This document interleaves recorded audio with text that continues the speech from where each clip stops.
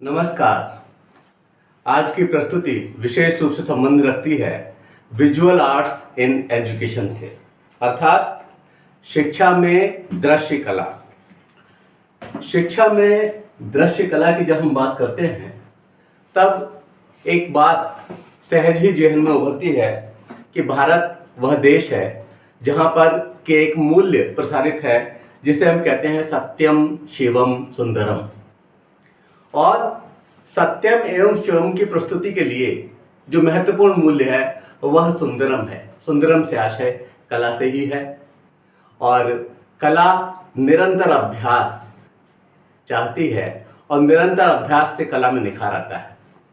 कलाकार अपने संवेगों, भावों, अनुभूतियों, कल्पनाओं आदि के प्रदर्शन के लिए विविध प्रकार के कलाओं को माध्यम बनाता है।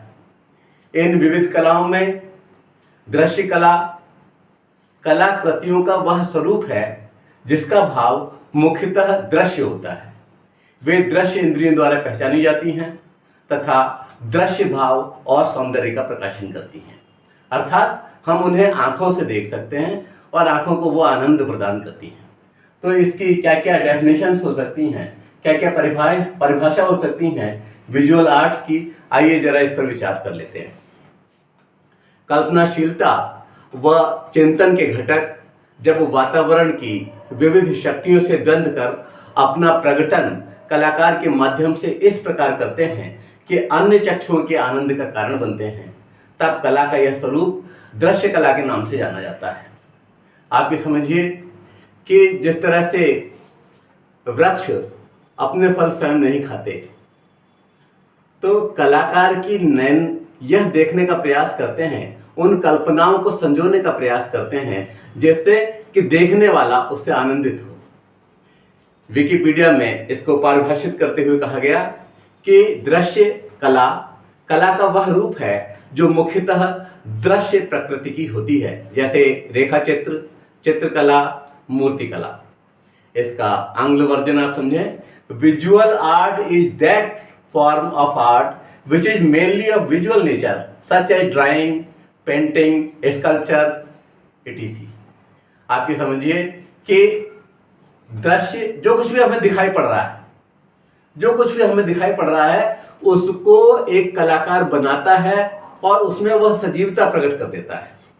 अपने जेहन से, अपने मस्तिष्क से, अपनी कल्पना की शक्तियों से बहुत सारी चीज़ों को वो उसमें जोड़ता है, बहुत सारी चीज़ों को उससे हटाता है और जो कुछ भी निखर करके आता है, जो भी निकल करके आता है वह विशिष्ट होता है, वह नयनाभिराम आनंदित करता है हमारे नेत्रों को।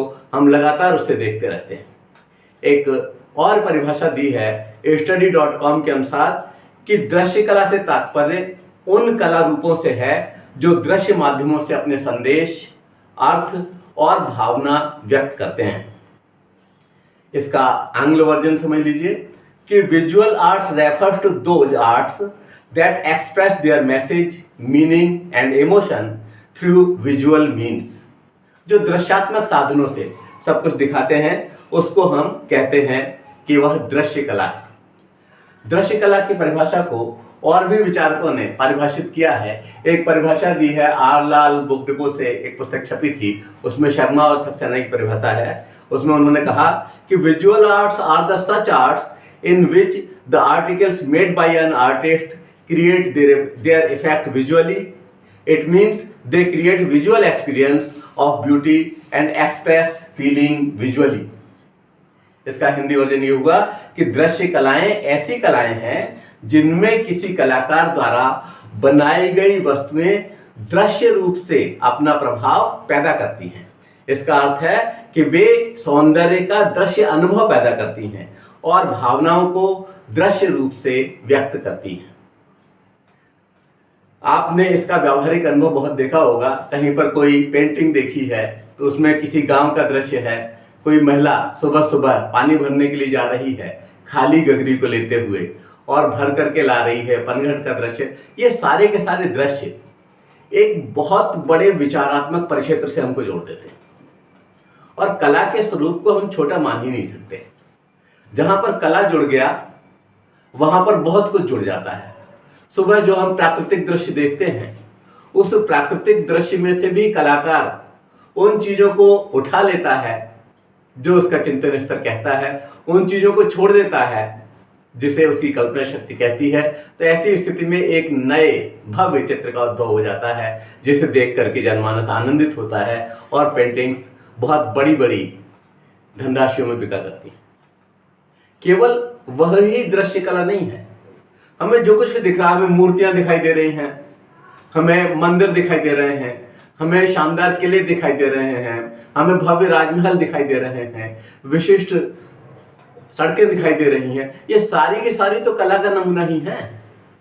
जो कुछ भी हमें दिख रहा है इस तरह से, वह सारा का सारा दृश्य कला के क्षेत्र में आएगा। और अभी जिन परिभाषाओं का हमने जिक्र किया है, उन परिभाषाओं का अगर हम विश्लेषण करें तो हम कह सकते हैं कि दृश्य कला उस कला को कहा जाता है जिसमें कलाकार की कृतियां दृश्य प्रभाव का प्रादुर्भाव करती हैं। यह दृश्य कलाएं वह दृश्य सामग्री प्रस्तुत करती हैं जो नेत्रों को आनंद प्रदान करे। इन नयनाभिराम दृश्यों के उदाहरण यत्र तत्र सर्वत्र दिख पड़ते हैं, जैसे भव्य महल, आकर्षक मूर्तियां, आकर्षक आभूषण, सुंदर वस्तुएं, कलाकृतियां, भित्ति चित्रों, किलों, परकोटों, गुंबदों आदि के रूप में। तो हमें देख रहे हैं कि ये बहुत सारे स्वरूपों में दिखाई पड़ रही है। और आजकल तो एक और कि जैसे मान लीजिए हम कहते हैं कि ये जो है विजुअल आर्ट है, लेकिन विजुअल आर्ट के साथ में इस तरह से अपने आप को श्रव्य आर्ट ने गुत्थम गुत्था कर लिया है कि उसे पृथक करना अलग मुश्किल हो जाता है। क्योंकि जब हम दृश्य रूप में देखते हैं किसी कलाकार को कोई प्रस्तुति देते हुए, तो सारी फिल्म भी इसी परिक्षेत्र में आ जाती है।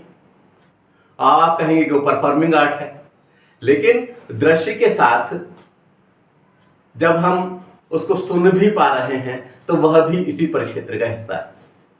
ये दृश्य कलाएं मुख्य रूप से 5 भागों में बांटी जा सकती हैं, और वो 5 भाग हैं। एक तो चित्रकला आपकी, दूसरा मूर्ति कला, तीसरा वास्तुकला, चौथा नृत्य कला और 5वां दृश्य श्रव्य कला। आइए थोड़ा थोड़ा सा विचार कर लेते हैं।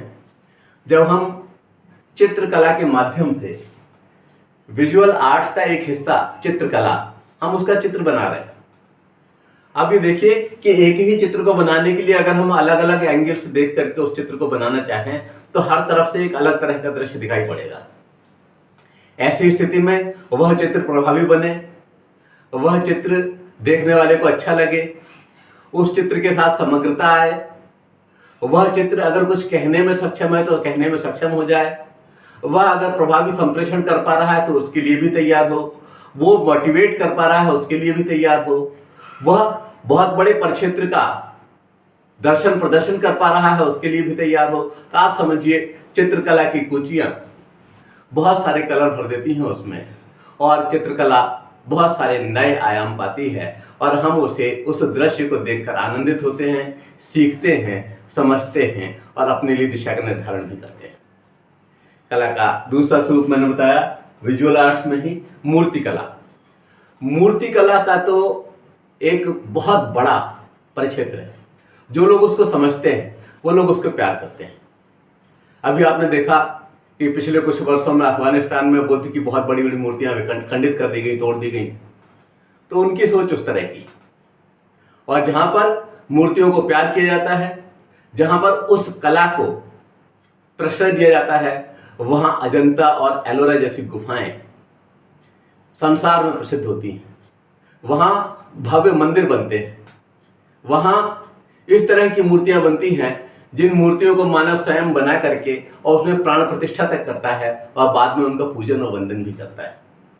अभी आपने देखा कि अयोध्या में रामलला की मूर्ति स्थापित हुई। आप देखते हैं वृंदावन में भगवान कृष्ण की मूर्तियां ऐसी सजीव जैसे अभी बोल पड़ेंगी। आप देखते हैं बनारस में भगवान शंकर की मूर्तियां, जो कि साक्षात यह लगता है कि यह अभी अभी आंखों आंखों से बातें कर रही। इतनी सुंदर मूर्तियां। और दो और जो दुर्गा पूजा के समय में बंगाली कलाकारों के द्वारा मूर्तियां बनाई जाती हैं मिट्टी की, जिन्हें कि विसर्जित कर दिया जाता है, वह भी उसी खास कला का नमूना है। यह मूर्ति कला भारत में विशेष रूप से प्रश्रय पा रही है और मैं समझता हूं कि जो लोग इसे बनाते हैं वो उसमें खो जाते हैं। चाहे पत्थरों को तराश करके बना रहे हों, चाहे मिट्टी के माध्यम से बना रहे हों, चाहे अन्य किसी माध्यम से बना रहे हों। मूर्तिकला एक विशेष कला है, विशेष दृश्य कला है।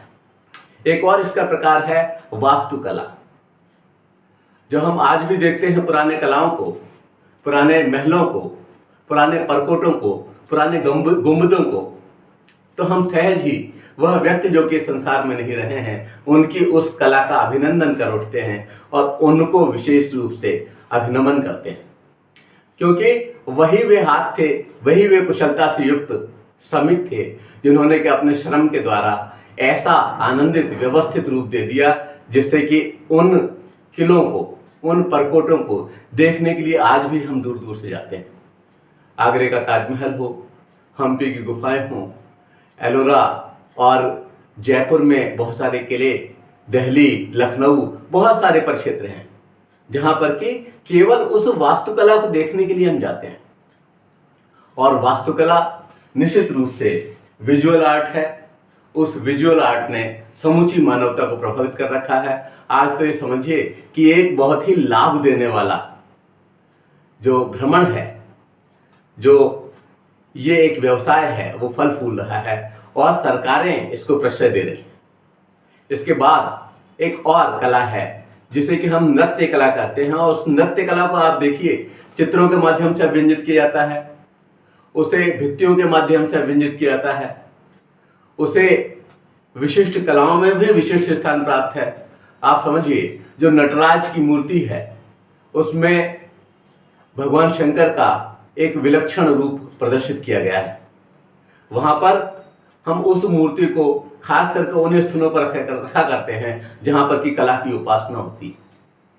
और जो इसके विशिष्ट मुनि भरत मुनि और उनके तीनों अक्षर भाव, राग और ताल का संकेत करते हैं, वह नृत्य कला निश्चित रूप से दृश्य कला है और पूजनीय है, वंदनीय है और आने वाले समय को दिशा देने वाली है। इसी तरह से है दृश्य श्रव्य कला। इसमें आपकी आज की सारी फिल्म्स आ गई, सारे वीडियो आ गए, क्योंकि यहाँ पर वह दृश्य भी उपस्थित है और साथ ही आप सुन भी पा रहे हैं। तो वो दृश्य श्रव्य कला इस विजुअल आर्ट से संबद्ध है। दृश्य तो है ना उसमें और सुन पा रहे हैं, ये एक ऐड हो गया उसमें व्यवस्था है। तो आप समझिए दृश्य श्रव्य कला भी इसमें रखी जा सकती है और इस तरह से इनको हमने इस तरह 5 भागों में बांटा है और ये कहा कि ये इसके प्रकार है। अब हम आते हैं इससे आगे की बात, इसके महत्व पर कि importance of visual arts in education, जो आपके पाठ्यक्रम का हिस्सा है, जो आपके प्रश्न पत्र का हिस्सा हो सकता है कि importance of visual arts in education, शिक्षा में दृश्य कला का क्या महत्व है। इसका महत्व अगर वर्णन किया जाए तो मैं समझ रहा हूं कि एक पीरियड इसमें सक्षम नहीं होगा और बहुत सारे दिन इसमें लगेंगे, लेकिन फिर भी मैंने समय सीमा को ध्यान में रखते हुए उसे एक छोटे रूप में बांधने का प्रयास किया है। कुछ बिंदु मैं आपके सामने रखता हूं, लगभग 1 दर्जन। इसमें पहला बिंदु हम लेते हैं प्रभावी अधिगम। आप ये समझिए कि जो चीज हम किसी दृश्य कला को देख करके समझते हैं उसे रटने में हमें बहुत समय लग जाएगा। उसको जो जितने ध्यान से देखेगा उतनी बारीक अभिव्यंजन कर सकता है। जिसकी जितनी क्षमता होगी उस क्षमता से उसको अभिव्यंजित कर सकता है। तो आप ये समझिए कि एक ऐसा अधिगम होता है उस स्थल भर को घूम लेने से, जो कि लिखने से और रटने से हो ही नहीं सकता। तो प्रभावी अधिगम का एक विशेष लाभ होता है, शिक्षा में दृश्य कला का महत्व उजागर होता है इस प्रभावी अधिगम से। दूसरा बिंदु हम लेते हैं इसी महत्व में, वह है प्रेरणा एवं व्यावहारिकता। ये उकेरे हुए चित्र, ये उकेरे हुए दृश्य हमें मोटिवेशन तो देते ही हैं, हमें प्रेरणा तो देते ही हैं, लेकिन हमें मुंगेरी लाल के हसीन सपने नहीं दिखाते। एक व्यावहारिक वास्तविक धरातल पर क्या किया जा सकता है उससे हमको जोड़ते हैं। इससे हमें प्रेरणा मिलती है कि हम किन कृत्यों को करें। इससे हमें प्रेरणा मिलती है कि निरंतरता किसी भी सुंदरम की स्थिति को निखारने में सक्षम है। इससे हमें प्रेरणा मिलती है कि हाँ, दिशा यह होनी चाहिए, किस किस तरह से क्या कुछ व्यंजन आप समझिए, जो कॉमिक्स आते हैं वो तो बहुत कुछ चित्रों के माध्यम से ही कह देते हैं, लिखा हुआ हिस्सा तो बहुत कम होता है और बच्चे उससे प्रेरणा प्राप्त कर लेते हैं। तो आप ये समझिए, ये दृश्य कला मानव के जीवन में बहुत ही महत्ता रखती है। और तीसरा बिंदु है समन्वय कौशल का विकास। जब हम समन्वय कौशल की बात करते हैं तो ये समझिए कि कई कौशलों का समन्वय, इसमें जो कौशल है वो निरंतर अभ्यास का कौशल है, वह निरंतरता से जुड़े रखने का कौशल है, वह समय की एक सही स्ट्रेटेजी बनाने का कौशल है, वह सही साम्य रखने का कौशल है, वह टीम वर्क करने का कौशल है। बहुत सारे कौशल इस तरह से समन्वित हो जाते हैं मानो एक रूप हो गए, और उसी का प्रभाव होता है फिर किसी मंदिर का बनना, किसी परकोटे का बनना, किसी मूर्ति का बनना, और उनके हिस्सों में अलग अलग लोगों का श्रम। आप ये समझिए, जो लाल पत्थर के बने हुए मंदिर दक्षिण भारत में है, उसमें तो पूरी पहाड़ी काट करके उनको बनाया गया है। कितने श्रमिक लगे होंगे, कितनी मेहनत लगी हुई, कितने व्यक्ति लगे होंगे, और उनमें कैसा अद्भुत समन्वय रहा होगा जो कि अंततः उस स्वरूप को प्राप्त हो सका। तो ये समन्वय कौशल का विकास भी इस दृश्य कला के माध्यम से होता है। एक और महत्व आप देखिए इसका, व्यक्तित्व का समग्र विकास। आप साउथ के विश्वेश्वरैया म्यूजियम के बाहर ही एक, जब आप मूर्तियों का संग्रह देखते हैं तो आप अद्भुत रोमांच से भर उठेंगे। वहां पर उन मूर्तियों को देखकर ये लगता है कि छुए हम बात करने लगेगी, मूर्ति बोल पड़ेगी, और इतने सुगठित हैं जो उस समय के उन कलाकारों की याद दिला देती हैं। भले ही वे अनाम कलाकार हैं, भले ही एलोवेरा, बल्कि आपकी जो है एलोरा और अजंता की गुफाओं में कलाकारों ने अपने नाम नहीं लिखे हों, लेकिन वे, हमारा मस्तिष्क श्रद्धा से नत तो होता ही है कि हाँ, यह भी कला का एक उत्कृष्ट प्रदर्शन। आप समझिए, जो महाराष्ट्र में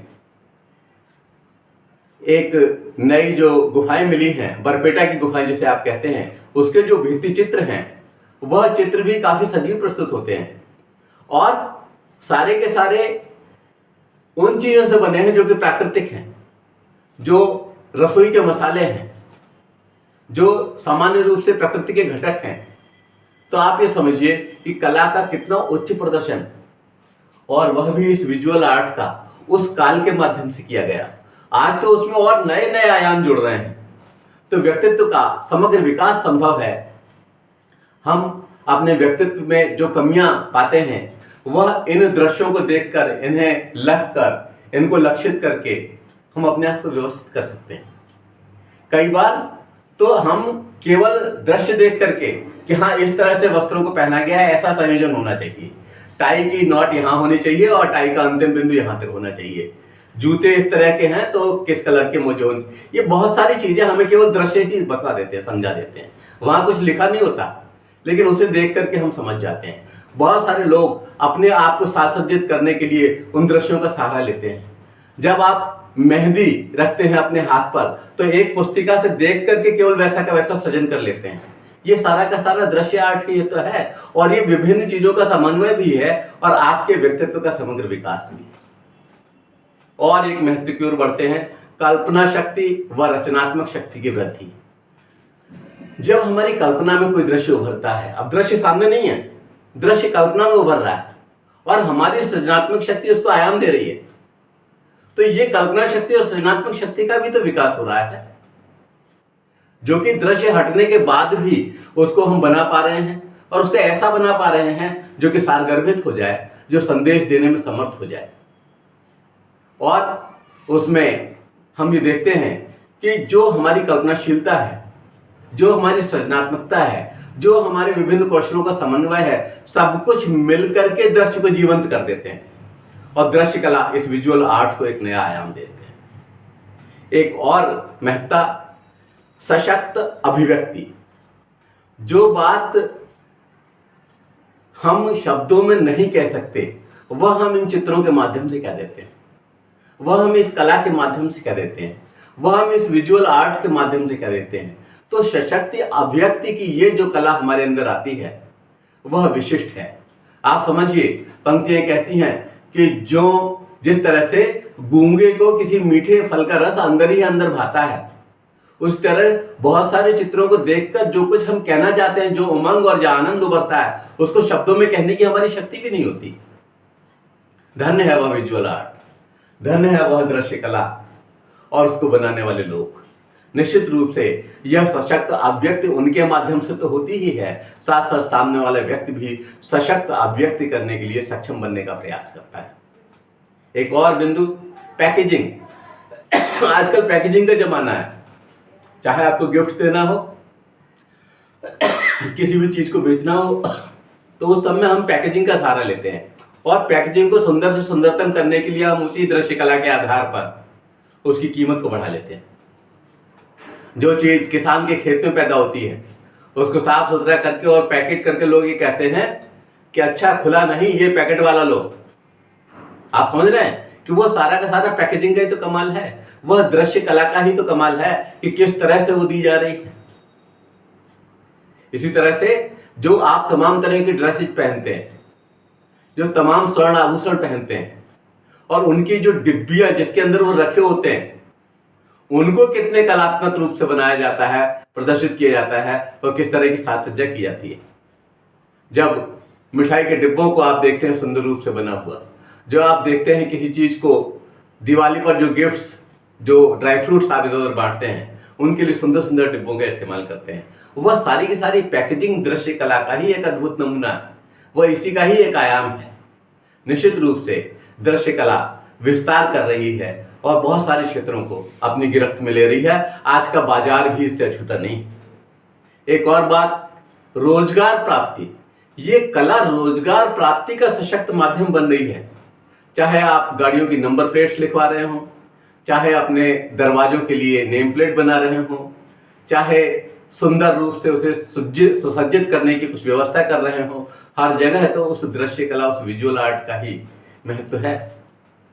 आप समझिए, अब जो कोर्स हो रहे हैं, बी डिजाइनिंग का कोर्स है, 4 साल का कोर्स है, उसमें बहुत सारी बातें बताई जाती हैं कि आप मकान को इस तरह से बनाएंगे, इस तरह से इन पत्थरों का इस्तेमाल करेंगे, ये अनुपात रहेगा, इतनी ऊंचाई रहेगी, अलमारियां इस ऊंचाई पर रहेंगी और ये चौके में इस तरह से व्यवस्था रहेगी। जो पूरा का पूरा है, यह सारा का सारा उस आर्ट को पढ़ाना ही है। इस तरह से बी आर्ट जब आप करते हैं और आप देखते हैं कि विभिन्न पुलों का निर्माण, उनकी सुंदरता, यहाँ तक कि अब तो बहुत सारे देश इस बात को ध्यान में रख रहे हैं कि जब उस पुल को नष्ट किया जाएगा तब कितना सुंदर दिवाली जैसा दृश्य होगा। तो आप ये समझिए, ये विजुअल आर्ट्स नए नए आयाम, नए नए परिक्षेत्र खोज रही है और हमसे जुड़ती जा रही है। मानव और विजुअल आर्ट्स एक तरह से इस तरह से गुम्फित हैं कि इन्हें आज कम से कम अलग नहीं किया जा सकता। एक और बात, आत्मविश्वास में वृद्धि। जब हम देखते हैं सुंदर चीजों से युक्त होकर कहीं पहुंचते हैं तो हमारा आत्मविश्वास बहुत ऊंचा होता है। यहां तक कि जब हम नए वस्त्र पहन लेते हैं तब भी हमारी चाल ढाल सब कुछ बदल जाती है। जब हम कच्छा बनियान भी नया पहन लेते हैं तब भी ये महसूस होता है कि शरीर कुछ विशिष्ट है। आप ये समझिए कि सारे के सारे वस्त्र धारण करना, फिर साज सज्जित होकर के और अपने आप की प्रस्तुति के लिए जाना, यह सारा कुछ इस विजुअल आर्ट्स का ही तो एक नमूना है। जब हम इंटरव्यू के लिए जाते हैं, जब हम कहीं कुछ संप्रेषण के लिए जाते हैं, तो ऐसी स्थिति में हम इन बातों का ध्यान रखते हैं कि किस तरह के वस्त्र धारण हो, इंटरव्यू में हम किस तरह से जाएं, कहाँ पर किस रूप में जाना सही रहेगा। ये सारा जो आत्मविश्वास बुलंदी तक पहुंचता है, उसके पीछे कहीं ये विजुअल आर्ट उस धरातल का कार्य करती है जो नींव की ईंट के मानंद है। अब एक और बात, मनोवैज्ञानिक दृढ़ता। मानसिक रूप से हम सशक्त हो जाते हैं, हमें वो दृढ़ता आती है कि जो हमें उन चीजों से हटाती है जो कि पूरी तरह से कपोल कल्पित है, जो हो ही नहीं सकता। हम उस भय से ग्रसित नहीं होते क्योंकि हम मनोवैज्ञानिक रूप से दृढ़ हो जाते हैं। जब हम देखते हैं कि कोई दशरथ मांझी पहाड़ काट करके और पानी ला सकता है, तो वो जो दृश्य कला है, वह दृश्य कला हमें हमेशा प्रेरित करती है और हमें नए नए आयामों से जोड़ती है। आप ये समझिए कि यह इसका एक बहुत ही बड़ा महत्व है। एक और जो कि बहुत बड़ा महत्व हम कह सकते हैं, उसे हम कहेंगे निर्णयन क्षमता। इफ एंड बट पर अटके नहीं रह जाते, हम अटकते भटकते नहीं रहते और निर्णय कर पाते हैं कि हमें ये करना चाहिए। हम देखते हैं लोगों को उस कार्य को करते हुए कि कितने समय के बाद उन्हें वो मेहनत का फल मिला है, तुरंत ही फल नहीं मिलता। तो निर्णय क्षमता विकसित होती है। इस विजुअल आर्ट्स की एक विशेष देन है कि हमारी निर्णय क्षमता में एक प्रखरता लाती है, एक तीव्रता लाती है और हम सही निर्णय करने में सक्षम हो पाते हैं। एक और बात, ध्यान संकेंद्रण व तार्किक क्षमता का विकास। जब हम देखते हैं कि एक आंख को बनाने में एक कलाकार कितनी मेहनत कर रहा है, कितने ध्यान से उस कार्य को कर रहा है, उस आंख के साथ दूसरी आंख का सामने बैठा रहा है, नाक को इस तरह से आकार दे रहा है, तो ध्यान की कितनी अधिक आवश्यकता है। और ध्यान की उस आवश्यकता की पूर्ति के लिए फिर हम योग की ओर बढ़ जाते हैं, वहां पर हम यौगिक क्रियाएं करते हैं और अपने आप को इस तरह का बनाते हैं कि जब हम जिस चीज पर ध्यान लगाना चाहें तो हम ध्यान लगा सकें। और उस ध्यान के साथ अंतरतम में एक शक्ति का विकास हो जाता है कि हम जब किसी दूसरे को समझाएं तो लॉजिकली उस बात को प्रूव कर सकते हैं। तो विजुअल आर्ट्स में कितनी क्षमताएं हैं, कितनी तरह का विकास करती है, कितने महत्वपूर्ण चीजों से हमको जोड़ती है। निश्चित रूप से विजुअल आर्ट्स की महत्ताएं अनंत हैं और इसके जो बिंदु हैं महत्व के, इसको हम एक बार पुनः देख लेते हैं। उसमें है प्रभावी अधिगम, प्रेरणा व व्यावहारिकता, समन्वय व कौशल विकास, व्यक्तित्व का समग्र विकास, कल्पना शक्ति व रचनात्मक शक्ति वृद्धि, सशक्त अभिव्यक्ति, पैकेजिंग, रोजगार प्राप्ति, आत्मविश्वास वृद्धि, मनोवैज्ञानिक दृढ़ता, निर्णय क्षमता का विकास, ध्यान संकेंद्रण व तार्किक क्षमता का विकास। इन विविध महत्वों को दृष्टिगत रखते हुए ये कहा जा सकता है कि दृश्य कला की प्रभावशीलता में निरंतर वृद्धि हो रही है। बी डिजाइनिंग, बी आर्ट आदि का प्रभाव, आदि का विकास इन दृश्य कलाओं को और नए आयाम निश्चित रूप से प्रदान करेगा। निश्चित रूप से युवा शक्ति के माध्यम से ऐसी कलाओं का विकास हो रहा है जो मानव सभ्यता के विकास में निश्चित ही नए आयाम जोड़ेंगी। आप समझिए, ये जो हमारी युवा शक्ति है, जिसे कि लोग, बहुत सारे लोग नाकारा कह देते हैं, इस युवा शक्ति के पास ऐसी अद्भुत शक्ति है कि ये विभिन्न चीजों का संयोजन खेल खेल में कर लेता है। ये इस विजुअल आर्ट को इस तरह से आत्मसात कर लेता है कि जिस तरह के बहुत सारे लोग रट करके नहीं कर सकते थे। जो लोग कहते हैं कि रटना ही विद्या है, वह कहीं गलती पर है। ये विजुअल आर्ट्स उनकी उन क्षमताओं को नए आयाम दे रही है और वो उस विजुअल आर्ट की क्षमता को नए आयाम दे रहे हैं। निश्चित रूप से ऐसी नई पीढ़ी को नमन है। यह सारा का सारा जो कुछ भी मैंने यहाँ विजुअल आर्ट्स इन एजुकेशन में प्रस्तुत किया, जिसमें nature and importance of visual arts in education समाहित था, जिसमें कि परिभाषा, प्रकार और महत्व पर विशेष रूप से ध्यान दिया गया। ये सब अगर आप लिखित रूप से प्राप्त करना चाहते हैं तो ये educationacharya.com पर उपलब्ध रहेगा। धन्यवाद। जय हिंद, जय भारत।